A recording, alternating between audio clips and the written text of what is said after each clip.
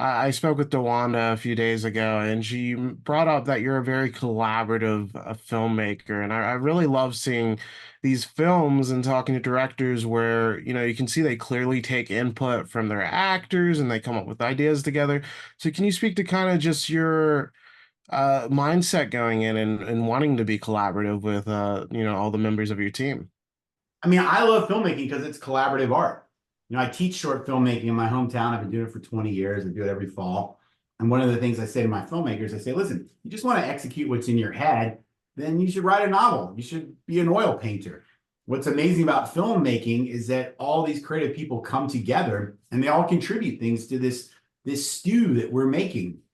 And my favorite parts of the movies I made are the parts that I didn't plan, that surprised me, that evolved organically out of a back and forth with my team.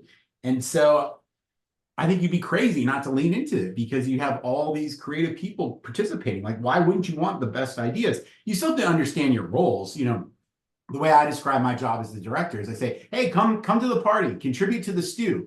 I'll tell you when the stew is done.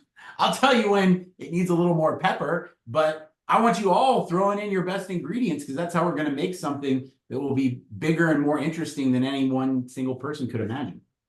I love that. And this is a really fun psychological horror movie. In the last act, it definitely gets wild, but it starts out very grounded. You really get to see the family dynamic. Can you speak to just kind of really taking the time to establish their lives and making sure the audience, connects with these characters before, we're all waiting for that horror to pop off, but the waits, there's a reason for the wait. Yeah, you want to connect to the characters. You want to care about them. You have to have an emotional investment. Otherwise, you're making Jaws 2. I always talk about the difference between Jaws 1 and Jaws 2. Jaws 1, you spend what, like 40 minutes, almost an hour on land before they head out in the orca because you're getting to know the characters. You're spending time with them so that you care about the three of them when they're at sea.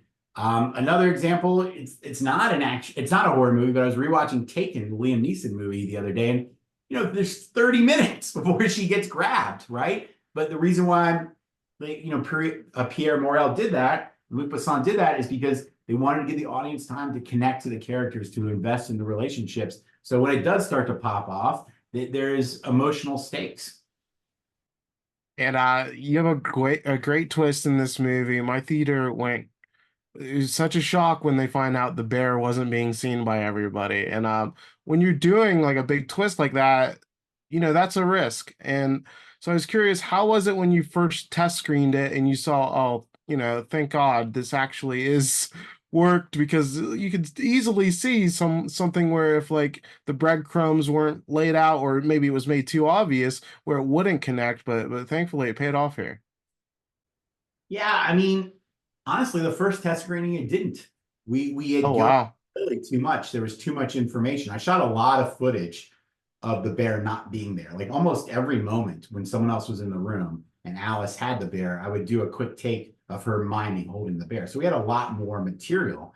And it was almost a little bit more like the end of The Sixth Sense. Like we had all these images of the bear not being there, and it was just too much. You didn't need it. So we pulled it way, way back. And that's the version that's in the film, and it worked better. I mean, it's always this like weird balancing act. It's like how much information do you give the audience versus how little, because you want to be concise. You don't want to overdo it. And if we had given them nothing, you just said the bear's not there. And she's like, what? And then she realized it. And then we're on to the next scene. I think going to be going like, huh? I don't understand. They needed some imagery of the bear not being there to put it together. They just didn't need all the footage that I shot. I also wanted I love that you have the Chauncey behind you, the cute little teddy bear. I By the way, wanted to ask about that's the hero bear. That is the bear from the movie. oh wow, that's so cool. And I like that you went with a very cute bear because I could see like you wanting to go in like a creepier direction, maybe make it tatter, but then I feel like the audience would be like, why is this little girl playing with this, like Exactly. gross looking bear? I mean, we did a lot of iterations because we couldn't go full Annabelle with the bear because it'd be like, why would a kid want to cuddle with that thing? I mean, the Annabelle doll is terrifying. You don't want to spend any time with it. Yeah. But at the same time, there were definitely versions of him that were a little more like Winnie the Pooh or Paddington, and I was like, well, that doesn't really work as a horror icon. So where we landed was on this guy, right? And the key to him, I mean, he's not exactly new. I mean, he's definitely tattered, right? He looks a little older, but Yeah. the thing that makes him still work in the kind of the horror lexicon is the asymmetry, right? Like, see how off his eyes and his ears are, even though he's kind of in a neutral position. And that's what creates the unease in the audience. That's what gives you the feeling that like something is not right with this thing. That's great, and we get the payoff of a freaky looking bear once we see behind me, once we see the full beast come out.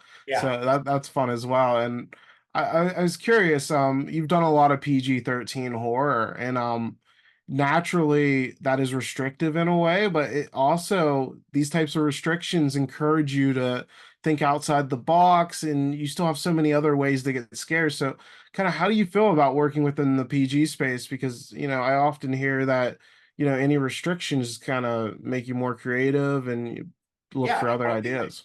One thing I say to the film students when I'm teaching that class, I say, when you're in a box, the only way out is up. So I don't have a problem with constraints. I mean, the very nature of filmmaking is filled with constraints. You have limited budget, you have limited time. So it doesn't phase me. I think ultimately the story dictates the rating. If I were ever to make, a Texas Chainsaw Massacre movie, it's going to be a hard R. I mean, how can you make that as anything other than a hard R? It's a guy running around with a chainsaw killing people. If I were to make a Halloween film, of course it would be an R, because Michael Myers he needs to kill people with the butcher knife, and you need to see it in order to be terrified. But when you're making a movie about imagination, it's not hard to keep it off camera and keep a lot of the terror implied, because you need to imagine it. And that just organically leads you to a PG-13 rating. And then my last question for you, I just wanted to ask, did you have an imaginary friend growing up? Uh, my response to that question, because I've heard it a few times, is I was a film nerd. All my friends were imaginary.